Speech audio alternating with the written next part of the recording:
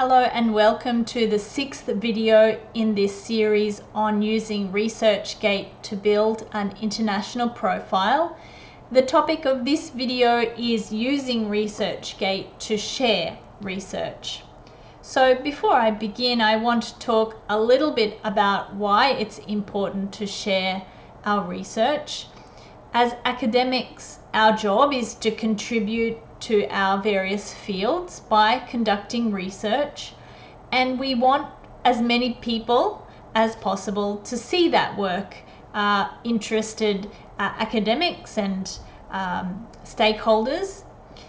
But unfortunately, because of Western hegemony and the dominance of English as a lingua franca, it means that research and researchers who are not from the main centres of the UK and the USA are often not given enough attention. And so being able to promote work from various different countries in different languages is one potential benefit of using academic social networks such as ResearchGate. Online promotion of research is very common these days. So it's not just researchers who are sharing their work, it's also journals often promote on various social networks, funders, the media. So we're seeing a move from paper to online, and moving into the future, it's going to be more and more a necessity for researchers to engage in online sharing of their research. There are a number of benefits, potential professional benefits. Firstly, visibility of our research. We might publish in a journal that it might not be widely read, so we want to share it beyond that small audience. The more people that see our work, the more chance it has of being cited. There have been some studies recently, including this one from 2022, that looked at the impact of sharing research on social media, and it found that there is a positive correlation with citations. So more citations, the more a research paper is shared online. It can help to build your reputation as a researcher and put you in touch with more researchers in your field, so that might lead to more collaborations and networking. And we're finding, especially these days during the pandemic, there's been more of a move for collaborations online. Many collaborations personally that I have started online. So in our study of ResearchGate users in Japan, we found that most of our participants knew about the sharing features of the platform, but mostly they didn't use them or didn't use them effectively. So I'll just share this figure from our paper. These are 6 ways in which researchers could promote sharing of their papers and research online. And you can see 97%, 93%. This is the knowledge of those features, such as posting information in Japanese, for example. But as you can see, most of our participants had never or very rarely actually engaged with these features. So in today's video, I'd like to take you on a little bit of a tour of how to do this for yourself. So what you want to do is to add your research to your profile. So if you need some help making your profile, the previous video gave a tour of how to do that. But now that you have your profile set up, you'll go to your profile page, and at the top you'll see this Add New button next to your photo. This will come up, so you can add all different types of research, including preprints and conference and presentations.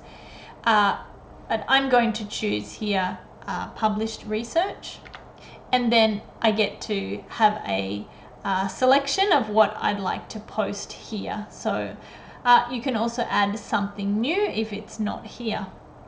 So if I choose article, the first thing you will be asked is to upload a file. Now you don't have to, you can skip this immediately if you don't want to, but take a moment to think about if you want to add a file and what type of file. You can choose to make it public so that anyone on ResearchGate can see and download.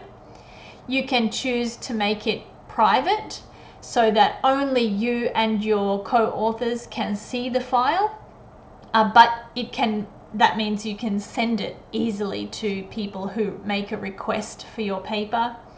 You can add the actual paper as it was published or a preprint version.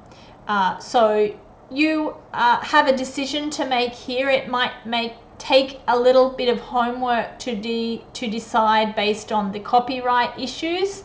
So if you need, you can jump back to video 4 where we talk about some of those copyright issues. But if you're unsure, you can skip and come back later. Then you'll be asked to add some details such as the title, any authors, and the dates and the links to the papers, and to add some more details. So here is where you can add your abstract or a summary, and that can be in English or in Japanese. So even if you have a paper in Japanese, you can add a bilingual abstract so that more people can see what you are doing, even if they can't understand the paper itself. So you'll be asked some information here. The more information you give is going to be better for your use of ResearchGate. As the platform starts to understand what types of interests you have, it will get better at recommending different research to you. So as much detail as you can is always a good thing with these algorithm-based platforms.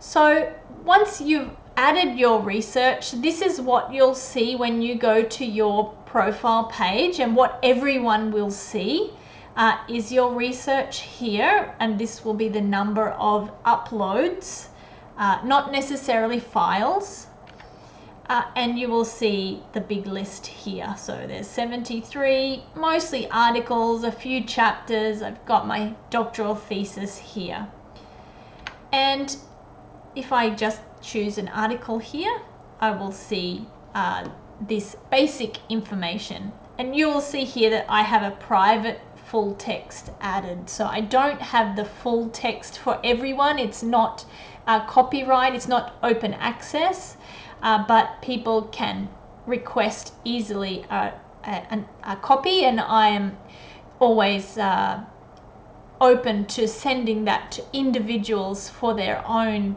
personal use. I think research, especially publicly funded research, should be available to everyone.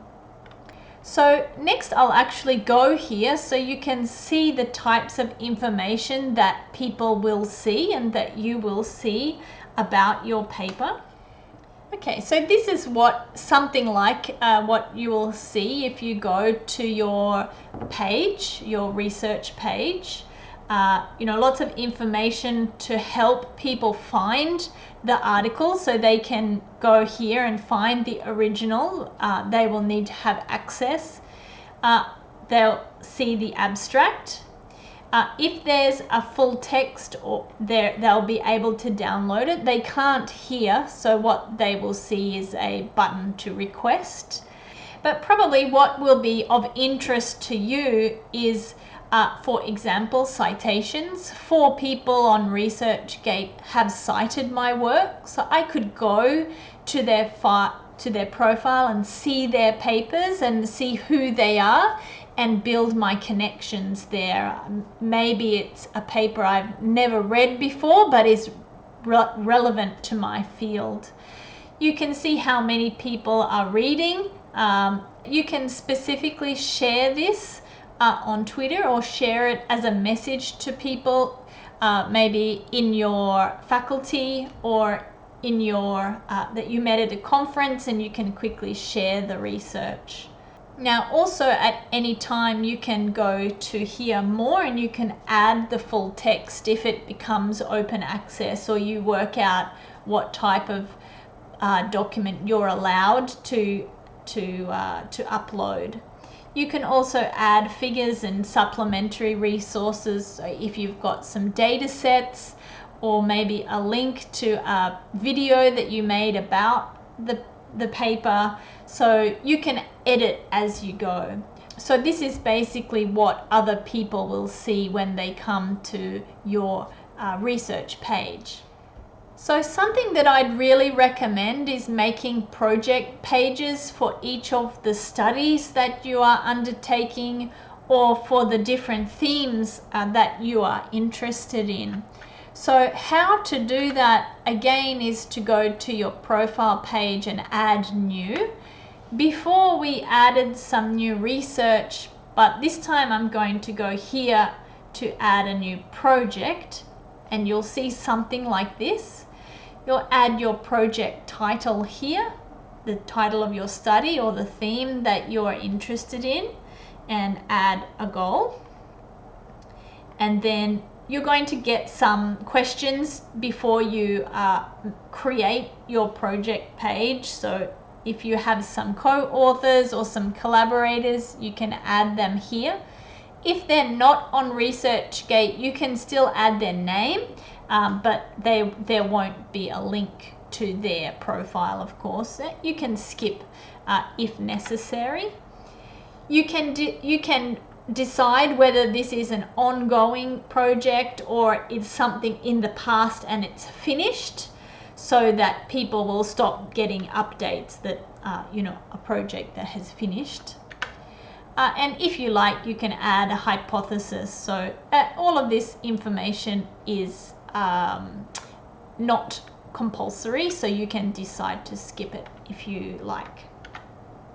So when you get to your profile page, again, from your profile page, going to research, and this time we'll go to projects. I've added 12, and so you'll see a list of projects. So you can see these 2 projects are Japan based, so I have added the information in English and Japanese. So I'll go to the first one and I'll show you what my project page looks like.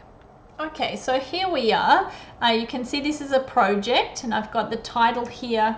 I'll show some details. I've got the details of the project, and there's an overview here. But what I'll do is I'll show you the project log. So every time I add an update or add some research, that's going to be added to the log. And so it's kind of like a journal of what's happened through this study. So if I go to project log, I'll just go right to the start.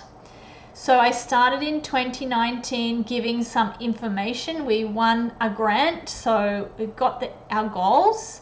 And we started some participant recruitment, asking people to be involved, especially, of course, this was about academic social networks. When a paper was accepted, we shared that with our followers and the people in our network. And then we add the paper once it's published. So we're doing a bit of a log of everything that's happened. So the data collection is now complete and another paper was accepted. Recently, these videos are being made, so we've got a link and we're talking about what we're doing next. And whenever I want, I can add an update here it will be sent to anyone who is following this project, but it also may be seen by people who've looked at this work, who have cited the work, who've looked at work that is related or connected in some way. So it's all done by algorithms, so we don't really have a lot of control over who sees it, but the algorithms for me getting information about other research is actually quite good. I mean, of course there are times I get information that's not really related to me, but for the most part it's quite intuitive. And again, I can see how many people. There are 22 people who follow this study, 14 who have recommended it, over 150 who have read this, and so they're people that potentially might read and cite my work in the future. So what now? You've made your project pages and you've added the research that you've done in the past, and you might add every time you do something new or you get something published. For me, when I get a paper published, I have a list of things to do. I put it on Research Map, it goes on ResearchGate, it goes on my CV, and then it goes also on Twitter. I also use Twitter to promote my research and engage with researchers. That takes a little bit of work, but for me, the benefits certainly outweigh the little bit of work that it takes. But really, what happens next is done by the algorithms. So other users will see your research depending on their interests. They may like or follow your work, and they might download papers or request copies of your papers. And ResearchGate will send updates about engagement with your research. So when you log in, you'll see this mark here, and there might be a number there. And so you'll get some information. So for example, 2 days ago, someone cited my paper. So I can click on that and I can maybe get to know a paper that I didn't know about that is related to my field. And I can get to know who the researcher is. It might be someone who I really respect, and I'm very happy that they've looked at my work, and there is a chance then that we could collaborate in the future, or at least start some discussions together. So that will be the focus of our next video, how to use ResearchGate to network internationally with researchers. So I hope to see you there, and have a good day.